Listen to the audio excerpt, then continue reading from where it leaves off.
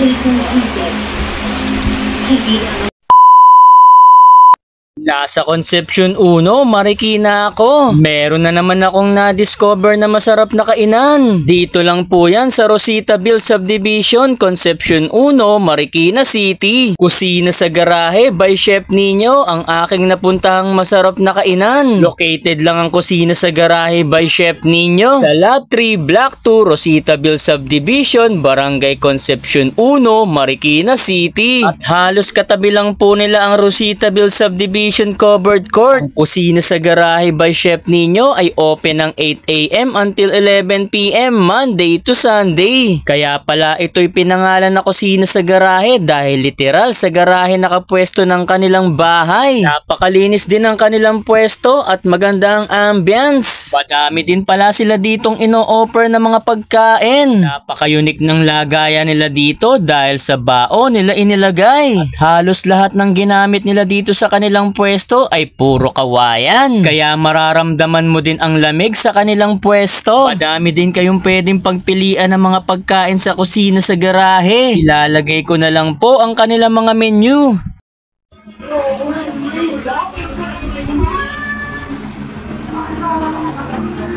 Kaya mag-o-order na kami ng kanilang special na goto sa bao. Nagkalapagan na kaagad ng aming order. Napakabilis pa ng serving. Very unique talaga ang lagayan ng kanilang goto dahil ito'y nasa bao. Very traditional din dahil lahat ng ginamit ay talagang Filipino made. Umorder ako ng kanilang goto overload na naglalaman ng siomay, bagnet, sisig at itlog. Solid na solid ang goto overload ng Kusina sa Garahe by Chef Nino. Siksik, liglig at umaapaw ang mga sahog. Kaya hindi ko na patatagalin yan mga karepaps at titikman ko na ang goto overload ng Kusina sa Garahe by Chef Nino.